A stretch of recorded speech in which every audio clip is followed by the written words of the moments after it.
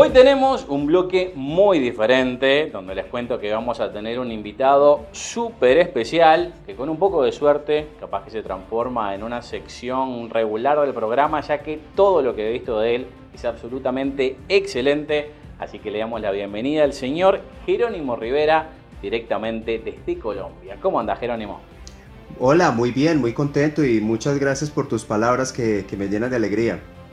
Para acá, Tindón. Felicidades por todo, por lo que haces. Mil gracias por estar por acá. Y creo que lo más importante y lo que va a sorprender a mucha gente son tus credenciales, ya que tenés un currículum súper extenso con no solamente experiencia, títulos, sino también reconocimientos importantísimos. Así que contanos un poquito de vos, así sabemos más de tus credenciales cinéfilas. Bueno, pues mi principal credencial cinéfila es haber visto cine toda la vida. Creo que esa es la credencial que está por encima de cualquier otra. Más allá de eso, pues he hecho algunos estudios, soy comunicador social, hice una especialización en dirección escénica para cine y televisión, tengo una maestría en educación y en 15 días voy a ser doctor en comunicación. Esas son, digamos, mis credenciales académicas. He sido investigador durante muchos años, profesor universitario por más de 20 años también. Pero insisto en que mi principal credencial académica es ser cinéfilo, como vos y como seguramente las personas que siguen asiduamente este canal. Págate encima. Algo que a mí nunca me van a decir es doctor. Pero bueno, es una gran diferencia. A mí tampoco me tienen que decir así. Bueno, pero te lo pueden decir. Te ganaste el derecho a que te lo digan.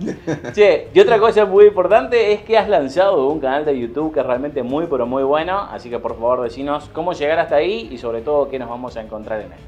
Bueno, pues básicamente yo llevo mucho tiempo con la iniciativa de tener un espacio audiovisual y bueno, he tenido varios anteriormente, pero con este boom del YouTube vi la necesidad y la posibilidad de tener el canal de YouTube que a mí me gustaría ver. Y por eso este canal que se llama Amigos del Cine, que ustedes lo pueden encontrar así en YouTube, es un canal en donde he estructurado las secciones que a mí me gustaría realmente ver en un canal de YouTube sobre cine. Y pues en ese sentido hemos tenido algunas secciones que tienen que ver con un top 5 de películas o de directores o de actores, top 5 de algo relacionado con cine. Tenemos también una sección sobre conceptos de cine, pues porque la idea del canal, yo soy profesor y no quiero perder esa óptica de que el canal sea muy didáctico para la gente que quiera aprender de cine o a los que ya saben de cine, pues puedan fortalecer algunos conceptos y entrar en una conversación. Tenemos una tercera sección sobre personajes, que es sobre directores, actores reconocidos de la historia del cine.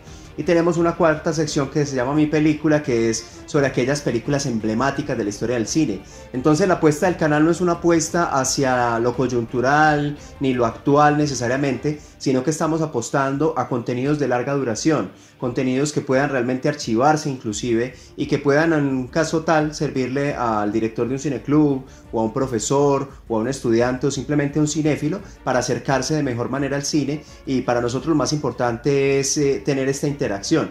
Y cuando hablo de nosotros es muy importante mencionar que este es un proyecto en el que está vinculado también un amigo que se llama Miguel Rubio, y quien es el encargado del look visual del canal, que a mí me parece fantástico porque él se encarga de toda la parte técnica. Digamos, yo hago los contenidos, pero él se encarga de todo lo que tiene que ver con la grabación y con la edición, que yo creo que es una de las fuertes del canal, porque también pensamos que pues hacer un canal sobre cine y tener una estética descuidada pues es un poco incoherente. Entonces tratamos también de que haya un concepto detrás de cada puesta en escena y detrás de cada edición que hacemos. Sí, no, y justamente hablando del canal, vamos a estar hablando específicamente de uno de tus videos, de los que tenés muchos, porque me llamó la atención el de Alfred Hitchcock, que es uno de los directores más emblemáticos, que creo que para muchos capaz que es el mejor director de todos los tiempos, pero si no, como mínimo es alguien que marcó un antes y un después, sobre todo en lo que tiene que ver con el género del suspenso y terror. Obviamente esta es una pregunta muy extensa y tenemos un espacio reducido en este bloque del programa, pero para empezar, ¿a qué crees que se debe la importancia y el lugar que tiene en la historia del cine el señor Hitchcock? Yo creo que, como tú dices, es una pregunta muy compleja porque se trata de prácticamente de resumir más de 50 años de carrera en algo muy corto, pero voy a tratar de ser muy sucinto en decir algunas cosas. Lo primero es que Alfred Hitchcock fue capaz de conciliar ese gusto casi irreconciliable entre el público y la crítica, hacer películas que le gustaban al gran público, que eran muy taquilleras y que fueron vistas también en algún momento por críticos tan importantes como los de Cuadernos del Cine en Francia, para reivindicar esa labor. Algo muy reconocido en los Estados Unidos, era hasta cierta manera despreciado justamente por el éxito que tenía con el público general, pero pues estos grandes críticos que luego se volverían los realizadores de la nueva ola francesa, lo reivindican, le dan su lugar, le dan su puesto en la historia del cine, y por supuesto hoy en día los cinéfilos tenemos mucho que agradecerle, porque pues algunos de los aportes más significativos de él tienen que ver con la estructuración de las historias a partir del suspenso, de ese recurso tan importante, no solamente como género o como temática principal, sino también como un elemento dentro de un drama o dentro de una comedia o dentro de una película romántica, porque usualmente pensamos en Hitchcock desde el género del terror o del thriller, pero realmente tiene unas películas de comedia negra fantásticas. Su misma serie de comedia negra de Alfred Hitchcock presenta, era una serie realmente sobresaliente. Entonces pues yo creo que el legado de Hitchcock es difícil de resumir, pero también es prácticamente imposible de desconocer. Pacatensi, yo creo que uno de sus grandes talentos, una de las cosas que a mí siempre me llamaron más la atención de él, es el hecho de que prácticamente podía ser actor a cualquiera y era reconocido por agarrar mujeres que eran lindas, que no se les podía llamar actrices, hasta que él las agarró y básicamente las convertía no solamente en actrices, sino en buenas actrices. ¿Eso crees que se debía más a la puntería que tenía para encontrar a la persona indicada y descubrir ese talento en bruto, o podía ser mi actor hasta a mí, en el caso de que se hubiera decidido?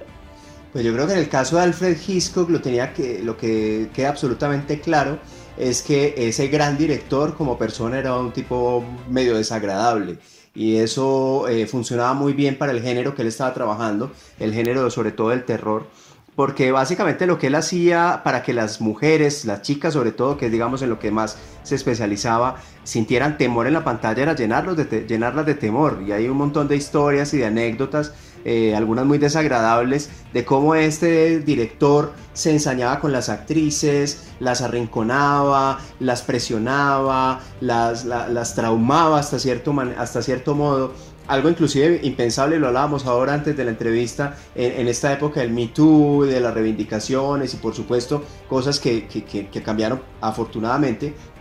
Pero todos estos métodos bastante cuestionables de dirección de actores eran muy efectivos. Entonces por eso es que uno puede decir que Alfred Hitchcock fue al mismo tiempo el mejor y el peor director de actores.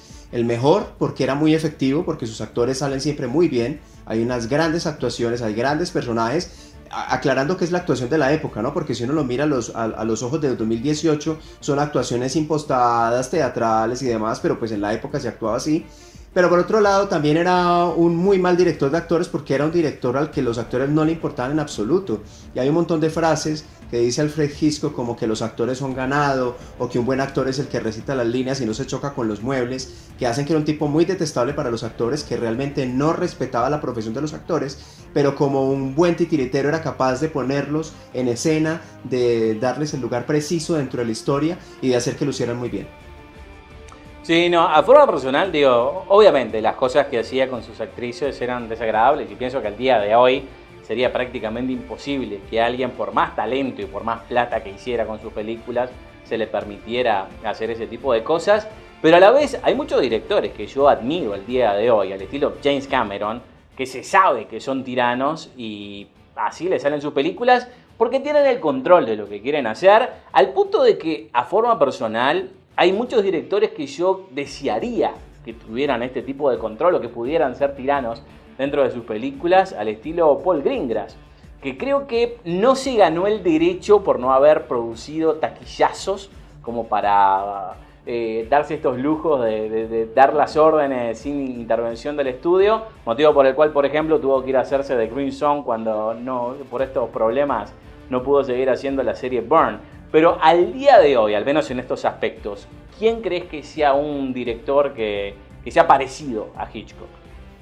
Pues es difícil que haya un director parecido a Hitchcock, porque sí, Hitchcock es inimitable, a pesar de que tantas veces han tratado de imitarlo.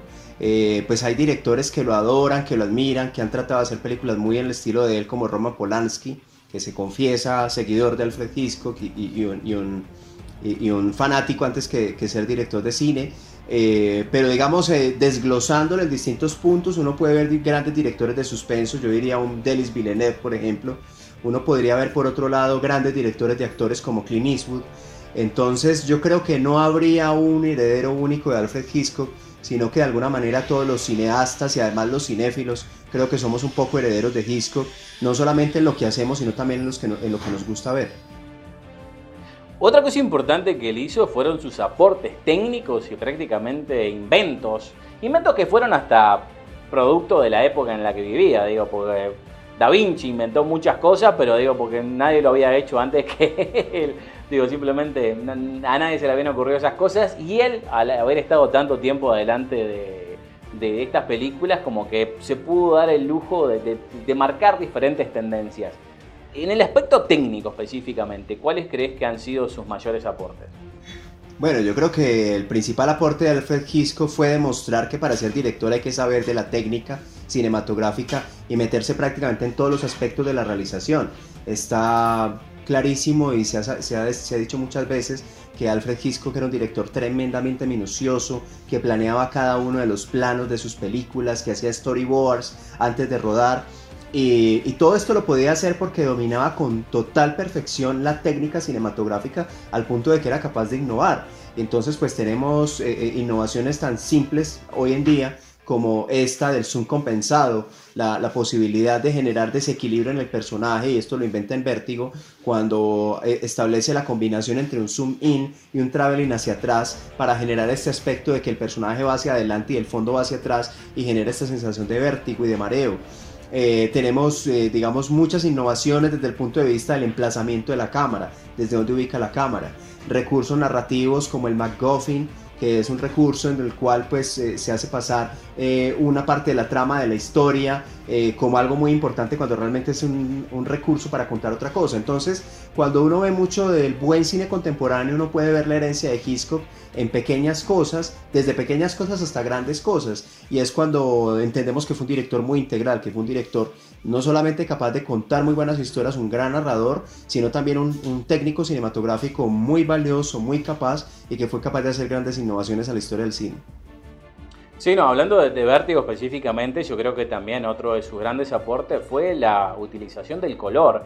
Específicamente en esa película, los tonos rojo y verde, que para mostrar diferentes estados de ánimo, al punto de que cuando no están esos colores, como que los extrañás, como que si no estuviera pasando. Que como digo, o sea, él vivió en el periodo antes del color, durante la transición y después, y creo que por eso fue el primero en hacer muchas cosas, y a eso hay que achacarle los inventos, por llamarlo de alguna manera.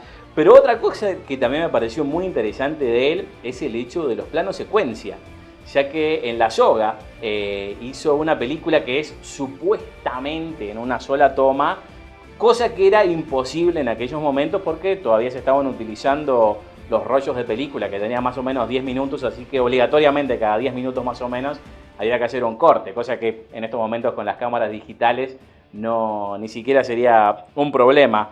Pero si tuvieras que decir cuál es su mejor invento o su mejor aporte a este estilo, ¿cuál crees que sería el que vos destacarías? Pues es que más que destacar un solo aporte, porque me parece complicado, yo quiero resaltar ese espíritu visionario que tenía y aventurero y de riesgo que tenía de justamente hacer lo que nadie más había hecho. Y uno lo ve desde The Lodger, una película silente, donde él hace mucho antes que Orson Welles el plano nadir, el ángulo nadir, donde pone el techo de vidrio para que se escuchen supuestamente los pasos del personaje en una época en que el cine era silente, y luego hace una película, como tú dices, como La Soga, totalmente en plano secuencia, en una época en la que era tremendamente difícil. Hoy en día ya es relativamente fácil y tenemos muchas películas, inclusive colombianas, hay varias que se hacen completamente en plano secuencia. Tenemos al Birdman de González Iñárritu, que hoy es muchísimo más sencillo de hacer que en la época de Hitchcock. Tenemos estos planos que se inventaba para las películas, y sobre todo es muy interesante porque él hacía todas estas innovaciones en una época en la que los espectadores del cine eran bastante más conservadores, se veía el cine de manera mucho más clásica. Entonces cada una de esas pequeñas decisiones eran grandes riesgos que hoy en día realmente yo lo extraño, porque la mayor parte de los directores y sobre todo los productores van siempre a la fija, tratan de repetir la fórmula, tratan de hacer lo que ya se ha hecho, y tener un director como Alfred Hitchcock, que es capaz de innovar en cada película, que es capaz de arriesgarse completamente al reto de hacer una película completa en plano secuencia, a hacer una película con esa simbología de color que tú comentabas, hacer una película de humor negro alrededor de un muerto, como en La Soga, como en Quién mató a Harry. Realmente son cosas maravillosas que aporta el cine.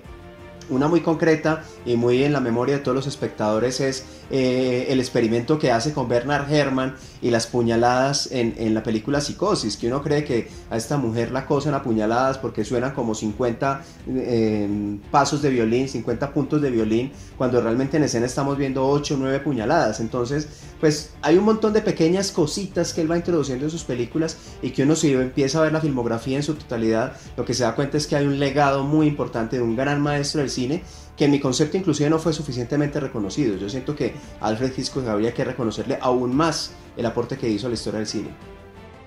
Fátima, hablando de Psicosis, yo sé que esto es una pregunta prácticamente imposible de responder, pero para mí, capaz que es la mejor película de él, pero por un motivo casi que personal, porque yo tuve la experiencia de que no la había visto hasta bastante grande, y cuando salió el remake, se me dio en aquel momento, fui al videoclub y alquilé los dos VHS a la vez y miré las dos versiones, la de él y la de 1998, que es prácticamente igual, más allá de algunas pequeñas diferencias que la ayornearon a su tiempo, pero increíblemente, más allá de que son un calco, una es una obra de arte y la otra sinceramente una porquería, y creo que eso es lo que me hizo apreciar y sobre todo tratar de seguir descubriéndolo y seguir viendo más cosas. Pero específicamente con esta diferencia entre estas dos versiones de prácticamente una misma película, ¿cómo podés explicar que una sea tan buena y la otra tan mala? Pues es que es lo mismo que si yo me pongo a hacer una imitación de un cuadro de Da Vinci. De pronto, si yo soy buen pintor, puede salir muy parecido al cuadro de Da Vinci, pero no tiene gracia porque ya Da Vinci lo hizo y Da Vinci era Da Vinci. Entonces, el mérito que tiene el autor original es el mérito de tomar el riesgo, de planear, de pensar. El imitador nunca dejará de ser un imitador, y en las universidades hay un ejercicio muy común que es poner a los estudiantes a replicar películas, escenas de películas concretas con la misma iluminación y no sé qué. Y un estudiante puede sacarse una nota de la nota máxima del 5 porque replica perfectamente la escena, pero nunca dejará de ser una réplica. Es lo que pasa con Gus Van Sant. Es la película de un fan que replica al pie de la letra la película de Hitchcock, pero es tremendamente insulso porque no es Hitchcock, porque no está haciendo algo novedoso, porque está simplemente repitiendo palmo a palmo la película. Entonces, el mayor mérito que podría encontrar una película como esta es el mérito de un falsificador de una obra de Da Vinci, o de una obra de Miguel Ángel, o de una obra de cualquier pintor importante, y pues que no va más allá de eso, de ser un calco y de ser una imitación. Págate. Che, un placer haberte tenido por acá. Esto, por supuesto, daría para hablar muchísimo más, pero tenemos un espacio reducido. Así que en una de esas, capaz que la gente se puede pasar por tu canal para enterarse no solamente de las cosas de Hitchcock, sino también el otro montón de videos que tenés por ahí. Así que primero, te reitero el agradecimiento por haber estado con nosotros, y por favor recordanos cómo podemos llegar hasta todos tus contenidos o lo que quieras que vayas a promover, porque sé que tenés un libro también por ahí. Sí, no, muchísimas gracias, un placer para mí hablarles a ustedes, a la gente de Uruguay, un país que además le tengo un cariño especial. Estuve por allí dando unas clases hace un par de años en Montevideo, y bueno, pues... Te cuento que salimos en 3 canales de Colombia también. Estamos qué bueno, 10 buenísimo, países. buenísimo, Sí, excelente. sí, sí, bueno, que... pues entonces saludos a todos los seguidores de estos 10 países. Bueno, les cuento, el canal pues que inauguramos hace un par de meses es Amigos del Cine, lo pueden buscar así en YouTube, Amigos del Cine. Tengo también un canal personal que es Jerónimo Rivera, que son con videos ya más personales, de entrevistas o de tutoriales que he dado de algunos temas específicos, también lo pueden encontrar en YouTube. Y en Facebook también tengo un canal que se llama Jerónimo Rivera. Digamos, todo lo mío es Jerónimo Rivera porque es más fácil de encontrar así. Mi página es jeronimorivera.com, Y en El Tiempo, que es el periódico más importante en Colombia, tengo un blog que se llama El Tiempo del Cine, pues ahí también pueden ver todos los contenidos. Pero lo más sencillo es ir a jeronimorivera.com, ahí están los videos, ahí están las entrevistas, ahí están los artículos. Y bueno, lo más importante para mí es poder tener este tipo de interacciones, que la gente me comente, que podamos compartir, porque pues somos cinéfilos y por eso mi canal se llama Amigos del Cine, porque mi interés es específicamente tener una comunidad grande de amigos del cine. Muchísimas gracias por haber llegado hasta el final de este video. Por favor, no te olvides de suscribirte cliqueando en este icono que te va a llevar a la página principal del canal. Así podés recibir las notificaciones de nuestras novedades y transmisiones en vivo al cliquear en la campanita, ya que el sistema de YouTube cambió y no alcanza solo con suscribirse para estar notificado. Recordá que siempre podés dejarnos un comentario, acceder a nuestras redes sociales o ver los últimos videos de noticias, trailers, comentarios de estrenos y nuestro programa semanal sobre el mundo del cine para que la sigamos pasando de película.